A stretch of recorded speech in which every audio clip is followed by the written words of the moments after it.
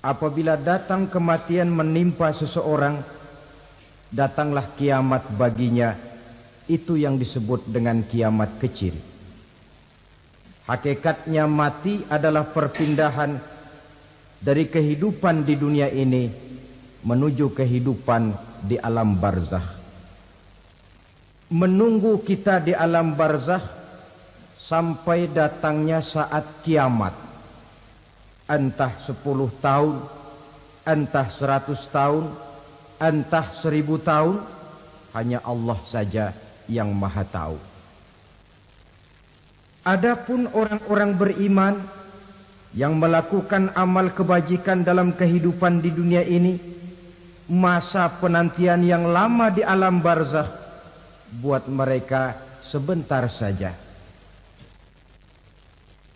Tetapi bagi orang-orang kafir yang ingkar, yang tidak beriman kepada Allah, yang hidup di dunia cuma menumpuk-numpuk dosa, tentu penantian di alam barzakh akan merupakan waktu yang sangat lama.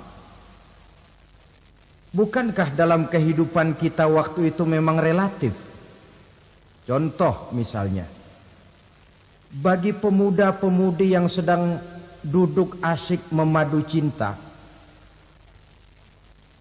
waktu 4-5 jam saja rasanya cuma 4-5 menit.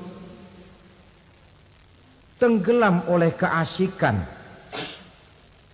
Tapi buat orang yang berbaring di rumah sakit, meratap di balik-balik apa itu tembok derita kata lagu,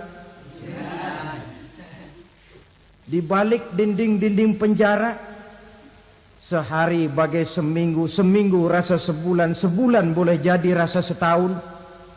Penantian yang sangat lama. Kapan kiamat itu akan datang? Ini rahasia Allah. Jangankan kita yang orang awam, baginda Nabi sendiri tidak diberitahu oleh Allah kapan kiamat itu akan terjadi. Tetapi sungguh pun demikian, banyak hadis-hadis yang menjelaskan ciri atau tanda-tanda datangnya kiamat. Nah, kalau sudah bicara soal tanda, tanda kiamat itu ada 2. Pertama yang disebut alamatus sughra, tanda-tanda kecil. Ini waktunya masih ada tenggang. Ada yang dinamakan alamatul kubra, tanda-tanda besar. Artinya kiamat sudah diambang pintu. Apa tanda-tanda kecil dari datangnya hari kiamat itu? Misalnya kata Nabi, apabila ilmu sudah diangkat oleh Allah. Artinya apabila ulama sudah banyak wafat, minat orang belajar agama berkurang, lalu kebodohan nampak merajalela di mana-mana, zina dikerjakan secara terbuka, minuman-minuman keras jadi kebanggaan, itu termasuk di antara tanda-tanda kecil terjadinya hari kiamat. Apalagi misalnya iza waladatil ammatu rabbataha, apabila budak sudah melahirkan tuan. Apa maksudnya? Ada yang mentafsirkan apabila anak sudah bisa membudaki orang tuanya. Orang tua yang melahirkan dia, yang membesarkan dia, demi setelah si anak besar jadi orang berpangkat, bertitel, berharta, berkedudukan, jadilah orang tua itu budaknya. Sehingga sering dibilang kalau orang tua kaya, anak jadi raja. Tapi kalau anak yang kaya, orang tua sering jadi budak. Apalagi munculnya fitnah yang bergelombang, timbul perang antara 2 bangsa yang besar, waktu berjalan terasa sangat pendek sekali. Itu merupakan tanda di antara tanda-tanda kiamat. Termasuk di dalamnya sulit membedakan mana laki, mana perempuan. Kan kalau tanda-tanda kayak begini sekarang sudah banyak kita lihat kan. Ulama banyak wafat, penggantinya sulit. Zina dikerjakan berterang-terangan, minuman keras jadi kebanggaan. Banyak anak membudaki orang tuanya, sulit membedakan mana laki mana perempuan.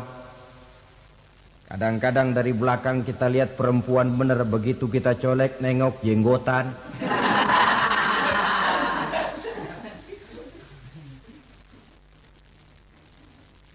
Ini termasuk tanda-tanda kecil. Masih ada tenggang sampai akan terjadinya kiamat itu. Nah, yang dimaksud dengan tanda-tanda besar, ini tanda besar artinya kiamat sudah di ambang pintu. Pertama, matahari terbit dari sebelah barat. Apabila matahari sudah terbit dari arah sebelah barat, tertutuplah sudah pintu taubat. Bersabda Nabi kita, la taqumus sa'atu hatta tatlu'a syamsu min maghribiha. Tidak akan datang hari kiamat sampai matahari terbit dari arah sebelah barat. Wa iza tala'at, manakala matahari telah terbit dari arah sebelah barat, wa ra'ahan nasu, manusia banyak menyaksikan itu, amanu ajma'un, mereka pun lalu beriman. Yang tadinya kafir, yang tadinya ingkar, yang tadinya membangkang, setelah melihat matahari terbit dari sebelah barat, buru-buru beriman, berlomba-lomba mengucap 2 kalimat syahadat. Tapi apa yang terjadi? Kata Nabi, wadzalika hina la yanfa'u nafsan imanuha lam takun amanat min qabl. Hari itu adalah hari yang iman sudah tidak berguna lagi bagi seseorang apabila sebelumnya memang dia tidak pernah beriman. Au kasabat fi imaniha khaira, atau beriman tetapi tidak pernah melakukan kebajikan di dalam keimanannya itu. Hari yang sudah kasib, hari yang sudah terlambat, beriman tidak akan ada gunanya lagi. Ini pelajaran buat kita. Sebelum sang surya terbit dari sebelah barat, sebelum nafas sampai di tenggorokan, artinya pintu taubat masih terbuka. Kalau 2 hal itu sudah terwujud, nafas sudah sampai di kerongkongan, atau matahari sudah terbit dari arah sebelah barat, tertutuplah sudah pintu taubat. Tak ada lagi gunanya pangkat, jabatan, harta, bahkan beriman pun dalam suasana macam itu. Too late, kata orang Kulon. Sudah terlambat. Matahari terbit dari arah sebelah barat. Itu tanda besar, artinya kiamat sudah di ambang pintu. Lalu apalagi tanda besar? Munculnya Dajjal.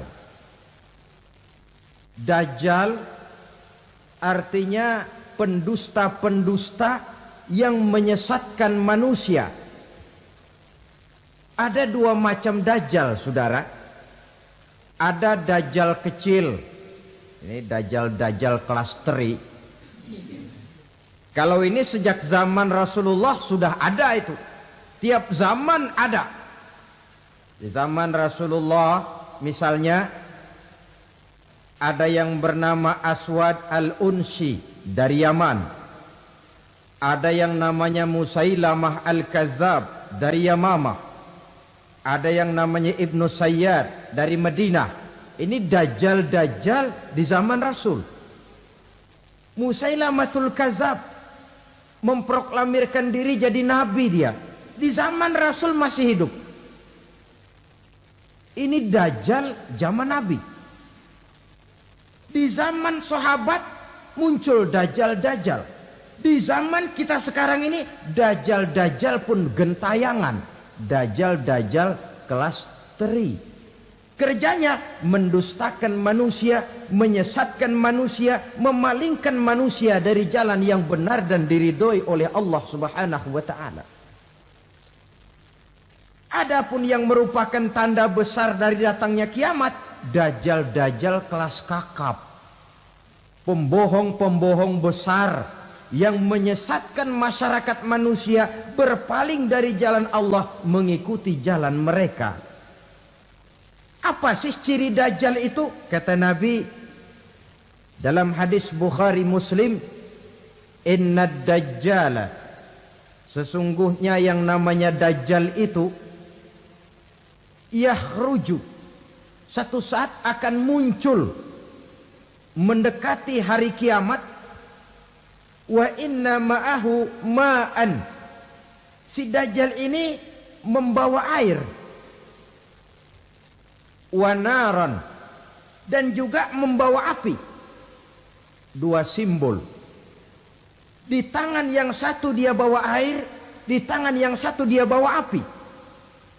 Wa ammal ladzi yarahu an-nasu ma'an fanarun. Adapun yang orang banyak lihat air, hakikatnya adalah api.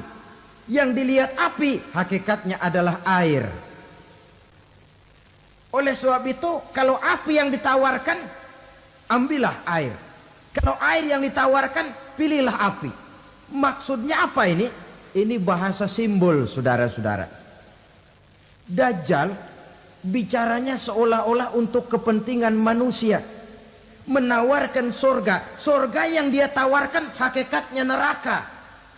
Hai manusia, kalau kau mau bahagia, jangan dekat-dekat dengan agama. Solat itu tidak efektif dan efisien, tidak produktif dari segi ekonomi itu. Menghadiri majelis taklim cuma buang-buang waktu. Tahajud, tasbih, tahlil, baca Quran, apa itu? Pekerjaan mubazir saja. Hidup ini cuma sekali, masa yang cuma sekali, manfaatkan dengan sebaik-baiknya. Mumpung, dibawanya sifat mumpung tetapi dalam pengertian yang sangat negatif. Bicaranya seolah-olah untuk kepentingan manusia, tetapi sebenarnya menjerumuskan manusia. Menawarkan air, tapi sebenarnya api. Menawarkan api, tapi hakikatnya air. Buat apa kamu sholat? Buat apa kamu bayar zakat? Buat apa kamu puasa?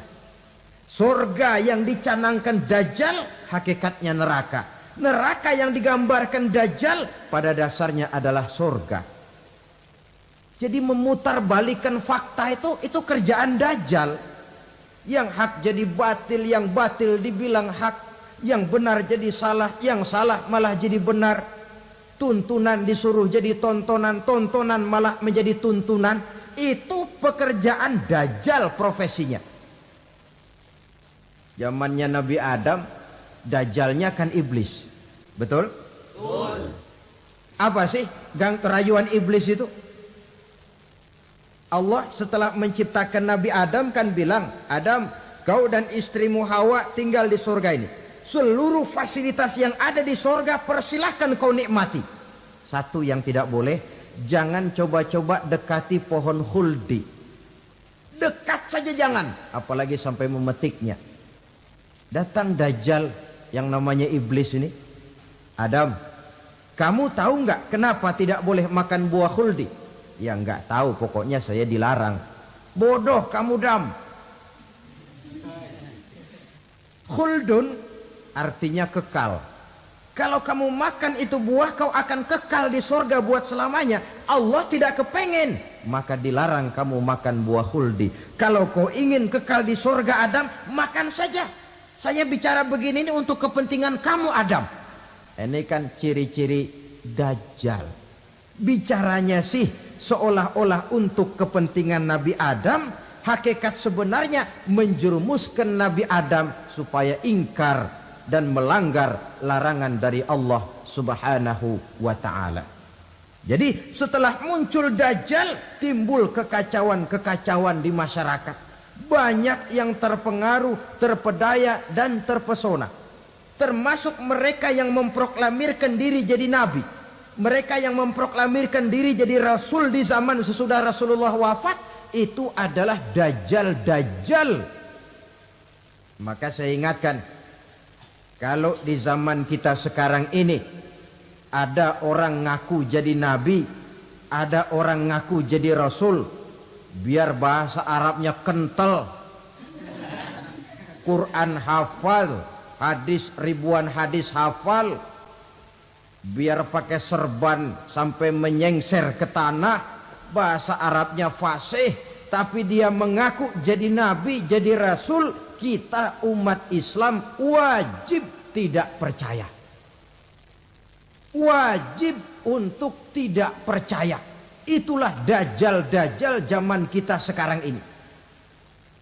Tidak mustahil mereka datang mempengaruhi orang awam supaya berpaling dari Rasulullah, mengikuti mereka. Nah, di akhir zaman nanti, mendekati hari kiamat, dajjal ini muncul, dajjal kelas kakap, menyesatkan masyarakat manusia untuk berpaling dari Islam, mengikuti seruan mereka. Apalagi di antara datangnya kiamat itu, tanda yang besar itu, turunnya Nabiullah Isa Al-Masih, putra Maryam. Menurut berbagai hadis yang sahih, Nabi Isa Al-Masih nanti akan turun lagi. Tidak membawa risalah yang baru, tapi meluruskan risalah Islam ini yang telah banyak ditinggalkan oleh masyarakat. Bahkan ada hadis menjelaskan beliau akan membunuh Nabi, mematahkan kayu-kayu salib, lalu melaksanakan haji dan umrah mengikuti syariat Nabi Muhammad, bukan membawa agama baru. Menjadi semacam mujaddid, reformer, menyelamatkan manusia dari bisikan dajjal. Bahkan ada riwayat yang menjelaskan bahwa Nabi Isa berhasil mengalahkan dajjal, mengembalikan masyarakat manusia kembali kepada ajaran Islam yang datang dari Allah, dibawa oleh Rasulullah sallallahu alaihi wasallam. Dengan kata lain, turunnya Nabi Isa bukan sebagai nabi dan rasul baru, tetapi mengikuti syariat Nabi kita Muhammad sallallahu alaihi wasallam. Saudara hadirin, ibu-ibu hadirat yang saya hormati, kemudian apalagi di antara tanda-tanda besar akan datangnya kiamat itu? Keluarnya asap atau awan. Kata Nabi, inna min asyrati sa'ah dukhanan yamla'u ma bainal masyriqi wal maghrib. Di antara tanda-tanda kiamat, munculnya awan antara langit dan bumi. Ini pun diperkuat dalam surah Ad-Dukhan ayat 10. Fartaqib yauma ta'tis sama' bidukhanin mubin fayughshan nas hadza azabun alim. Bagi orang-orang yang beriman, mereka biasa-biasa saja. Tapi bagi orang kufur, datangnya asap dan awan ini merupakan azab yang kelewat pedih. Barangkali sedikit mendekati gambaran tentang azab yang pedih ini, saya ingatkan alam pikiran kita kepada peristiwa yang belum lama terjadi. Pernah dengar berita bocornya reaktor nuklir di Chernobyl, Uni Soviet? Pernah dengar? Nah, bocornya reaktor nuklir di Chernobyl yang mengakibatkan ratusan bahkan sangat mungkin ribuan nyawa. Cuma satu reaktor. Bagaimana kalau seluruh cadangan nuklir yang dimiliki oleh para negara adik kuasa ini diledakkan? Bahkan yang konon menurut catatan, cadangan nuklir yang dimiliki bersama oleh Amerika dan Rusia sekarang ini sudah sanggup memusnahkan 6 miliar manusia. 1,5 kali lebih banyak dari jumlah manusia yang nongkrong di permukaan bumi ini. Saudara-saudara hadirin yang saya hormati, lalu saat mendekati hari kiamat, apalagi tandanya? Setelah Nabi Isa wafat, pada saat turunnya yang kedua kali, lalu Allah meniupkan angin sejuk. Semua orang-orang beriman, orang-orang baik wafat. Sehingga penghuni bumi ini cuma tinggal lagi terdiri dari orang-orang kafir. Tidak ada lagi di bumi ini yang bisa mengucapkan Allah. Sehingga dalam hadis qudsi itu ada keterangan, innallaha azza wa jalla yaqulu li Israfil. Allah pernah pesan kepada malaikat Israfil. Kata Allah, Israfil, idza sami'ta qailan yaqul Allah Allah fa akhirin nafakh 40 sanatan ikraman liqailiha. Hai Israfil, apabila kau dengar di permukaan bumi masih banyak orang yang mengucapkan Allah Allah, maka tunda sangkakala kiamat itu 40 tahun. Untuk apa? Ikraman liqailiha, menghormati orang yang mengucapkan Allah Allah itu. Wah, jadi karena sekarang masih banyak yang mengucapkan Allah, besar hatilah kita, masih jauh kiamat itu. Tapi jangan lupa, kiamat pribadi, kiamat kecil itu yang gak kita sangka-sangka. Ajal datang mencabut nyawa, itu kiamat pribadi. Dan itu yang pasti kita hadapi. Dan itu yang membuat kita tidak boleh bersikap main-main di dalam kehidupan sekarang ini. Saudara hadirin yang saya hormati, tidak ada lagi orang-orang muslim. Seluruh penduduk dunia ini kafir.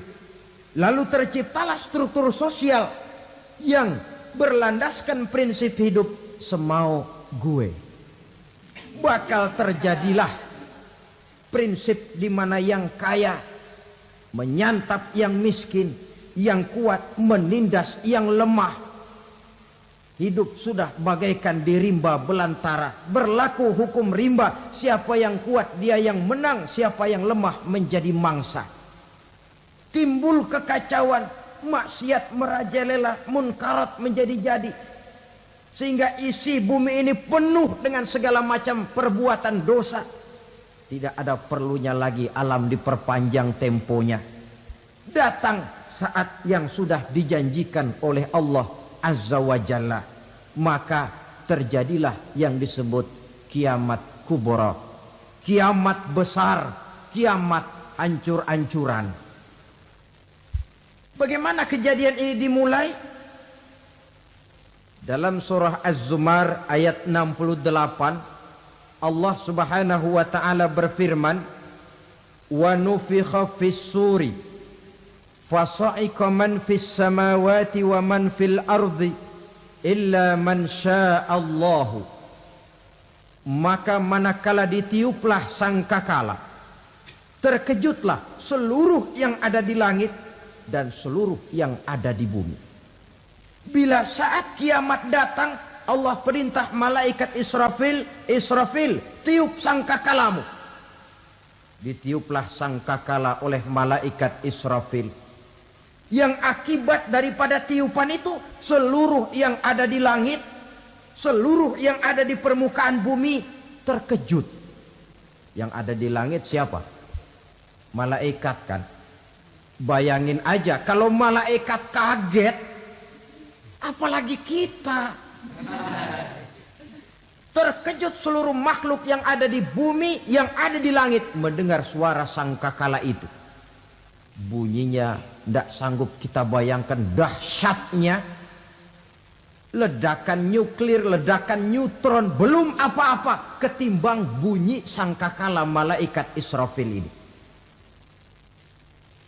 Nah, lalu mendengar bunyi sangkakala ini, gemparlah makhluk, kacaulah alam.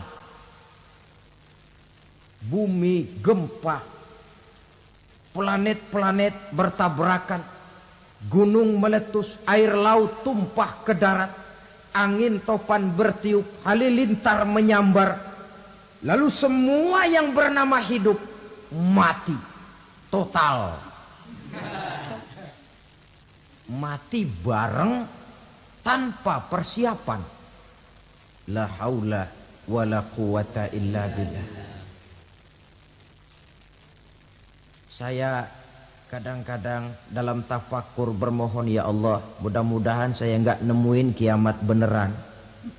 Ngeri. Tidak bisa kita bayangkan macam apa suasana seperti itu.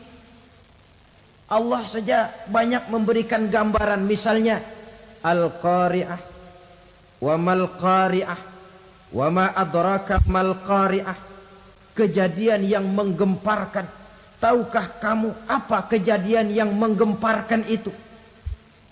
Yauma yakunun nasu kal farasil mabsus wa takunul jibalu kal ihnil manfus. Pada saat itu manusia berterbangan bagai kupu-kupu. Gunung berterbangan seperti kapas ditiup angin. Gunung saja macam kapas, konon lagi manusia. Kematian total, mulai semut sampai gajah mati. Jin mati, iblis mati, malaikat mati. Malaikat saja mati. Saudara hadirin yang saya hormati, kematian total yang tanpa persiapan. Orang bilang, Pak, kalau mati bareng begitu yang repot malaikat maut dong ya. Cabut sana, cabut sini. Itu kalau menurut logika kita. Mestinya begitu menurut logika. Tapi logika juga yang nggak perlu serepot itu. Sebab untuk mematikan listrik di wilayah DKI, di wilayah Jakarta, tidak perlu tiap rumah didatengin, matiin, ya lama. Cukup dari kantor pusatnya saja PLN, tekan satu tombol, gelaplah seluruh Jakarta. Saudara hadirin yang saya hormati, kematian total. Lalu setelah kematian total, planet-planet juga mati, dalam arti tidak bergerak dan beredar. Angin mati, dalam arti tidak bertiup. Air mati, dalam arti tidak ada riak gelombang. Pokoknya semua mati. Kullu nafsin za'iqatul maut, semua yang bernafas mati. Dalam ayat lain, kullu man 'alaiha fan, semua yang ada di permukaan bumi fana. Yang kekal cuma Allah Subhanahu wa ta'ala. Yang paling belakang mati malaikat maut dan malaikat Israfil. Tapi mati juga sesuai dengan janji Allah. 40 lamanya. Tidak dijelaskan oleh Abi Hurairah 40 jam, apa 40 hari, apa 40 tahun. Hadis-hadis cuma menyebutkan 40 saja. Sunyi alam. Yang tinggal cuma Allah saja lagi. Ketika itu Allah berseru-seru, katanya, limanil mulkul yauma. Siapa para penguasa hari ini? Mana itu raja-raja dan penguasa yang dulu mengaku jadi Tuhan? Fir'aun. Mana Fir'aun sekarang? Yang dulu jadi raja, merasa berhasil, sombong, lalu tidak mau turun-turun dari kekuasaannya, sampai kepada puncak kekurang ajarannya mengangkat diri jadi Tuhan. Mana itu Fir'aun? Namrus. Mana sekarang Namrus? La ilaha illa ana. Ternyata tidak ada Tuhan lain selain daripada aku, kata Allah. Proses kemudian, saudara-saudara, turunlah hujan dari langit. 40 lamanya hujan itu. Tidak jelas juga 40 jam apa 40 hari. Setelah air turun membasahi, datanglah tiupan sangkakala yang kedua. Semua yang bernama mati bangkit dari kuburnya masing-masing. Ini yang disebut Yaumul Ba'thi, hari kebangkitan. Allahu Akbar. Pada saat kita bangkit dari kubur kita masing-masing, kumpul di padang mahsyar namanya. Bayangin aja, saya sendiri nggak sanggup bayangin. Manusia sejak zaman Adam sampai zaman kiamat kumpul bareng di tempat sama. Berapa banyaknya itu?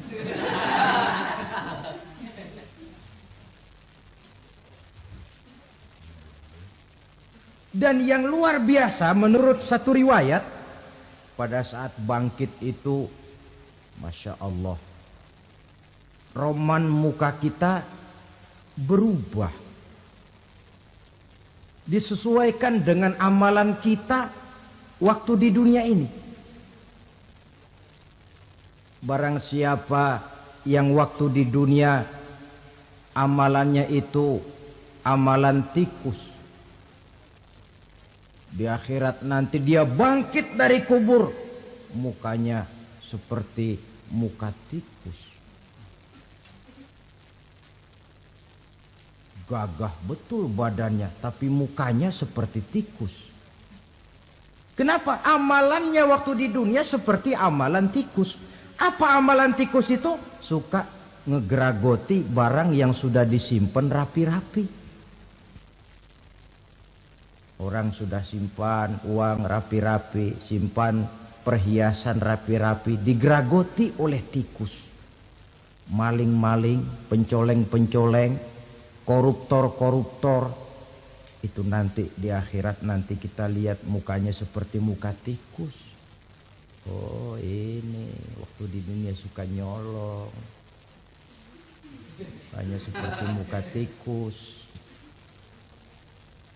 Barang siapa yang waktu di dunia ini amalannya itu amalan macan, dia akan bangkit nanti mukanya seperti muka macan.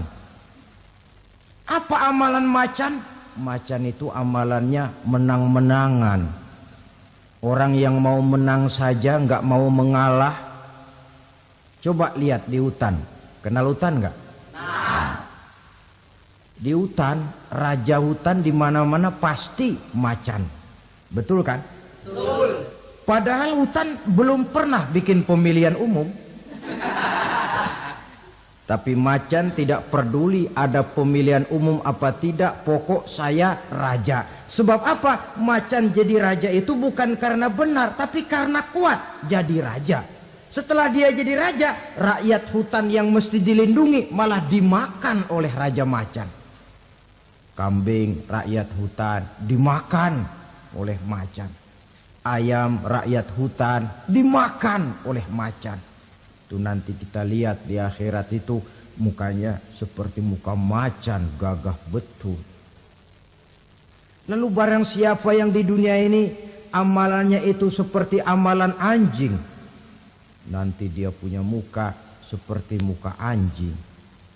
Apa amalan anjing?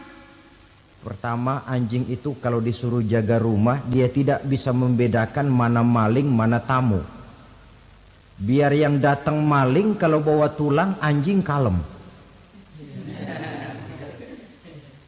Yang kedua, anjing itu akan setia kepada siapa saja yang memberinya roti.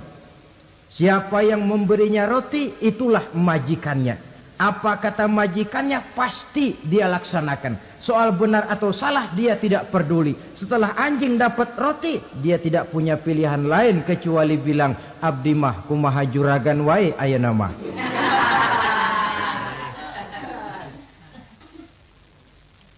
Saudara hadirin yang saya hormati, berkumpul di padang mahsyar, tiap orang sibuk dengan persoalannya masing-masing.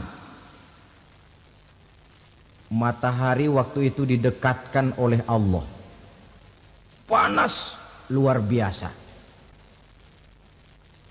Ada yang saking panasnya itu mencucurkan peluh keringat sampai sebatas mata kakinya. Ada yang keringatnya sampai sedengkulnya. Ada yang keringatnya sampai sepusatnya. Ada yang keringatnya mengalir sampai sebahunya. Ada yang kelelap oleh keringatnya sendiri, sementara orang di sampingnya nggak apa-apa. Bergantung lagi amalan dia waktu di dunia ini. Saudara-saudara, sebagian orang dalam kepanikan padang mahsyar berombong-rombong datang mereka menghadap Nabi Adam. Ya Adam, anta abal bashar. Hai Adam, Tuhan adalah bapak moyang manusia. Kami sebentar lagi akan disidang, dimintakan pertanggungan jawab. Tolonglah kami, hai Adam. Kata Nabi Adam, jangankan nolongin sampean, saya sendiri tanggung jawab di hadapan Allah ketika dulu tidak boleh makan khuldi, saya serobot. Sudahlah, urus diri masing-masing saja, nafsi. Begitu kata Nabi Nuh, begitu kata Nabi Ibrahim. Tiap orang bertanggung jawab sendiri-sendiri. Ketika itulah saudara-saudara, nikmatnya menjadi umat Nabi besar Muhammad sallallahu alaihi wasallam. Sebab apa? Walaupun menurut abjad kita ini umat paling belakang, paling belakang kita ini toh, karena Nabi Muhammad adalah Nabi akhir, tapi akan dihisap lebih dulu, lewat di atas sirat lebih dulu, masuk surga lebih dahulu ketimbang umat-umat belakangan. Ketika Rasul mendekati ajal, beliau tanyakan itu kepada malaikat Jibril.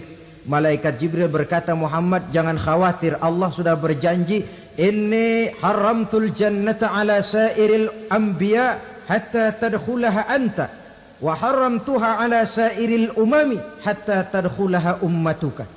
Surga aku haramkan buat seluruh nabi kecuali kalau engkau Muhammad sudah masuk ke dalamnya, dan surga aku haramkan buat seluruh umat kecuali kalau umatmu Muhammad sudah masuk ke dalamnya.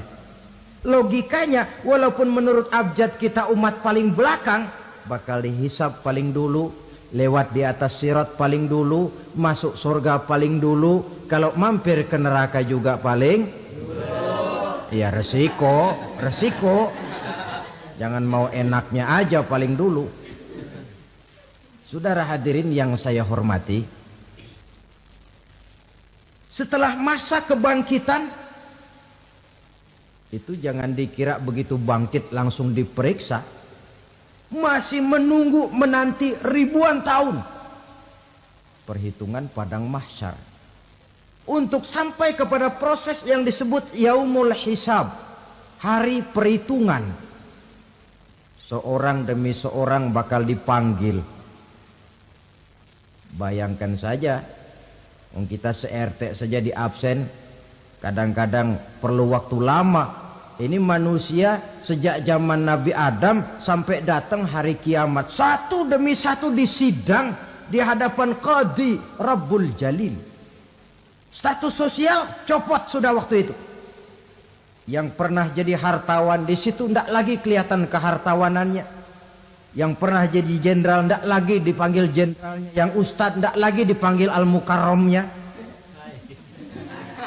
Seluruh status sosial selesai.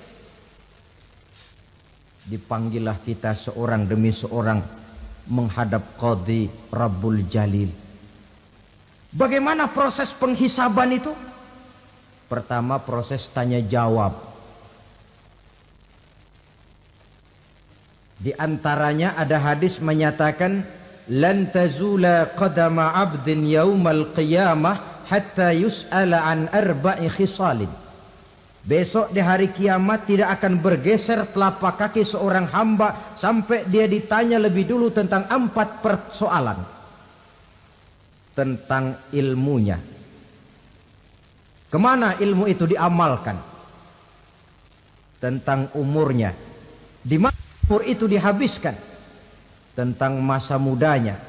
Kemana masa muda itu dipakai? Tentang hartanya. Dari mana harta itu didapat dan kemana harta itu dibelanjakan. Ini termasuk proses tanya jawab. Jadi kalau istilah pengadilan dunia, nama Fulan bin Fulan. Kamu waktu di dunia diberikan umur panjang untuk apa? Pernah mengalami masa muda, kemana kau habiskan masa remajamu? Kau diamanahkan ilmu, dengan apa ilmumu kau amalkan? Kau diberikan harta, dari mana harta kau dapat, kemana kau belanjakan? Tak seorang pun yang bisa mungkir. Sebab apa? Dikala itu yang menjadi saksi bukan orang. Yang menjadi saksi adalah seluruh anggota badan kita. tangan bicara, kaki jadi saksi terhadap seluruh amalan yang pernah kita kerjakan pada saat kehidupan di alam dunia ini. Selesai proses tanya jawab, lalu diperlihatkan buku catatan kita waktu hidup di dunia ini. Jangan lupa Allah itu menyiapkan 2 superkomputer kepada kita. Sebelah ditempelin sebelah kanan, yang sebelah tempelin di sebelah kiri. Komputer itu namanya Raqib dan Atid. 2 malaikat yang apabila baik kita lakukan, refleks saja akan menulis kebajikan kita.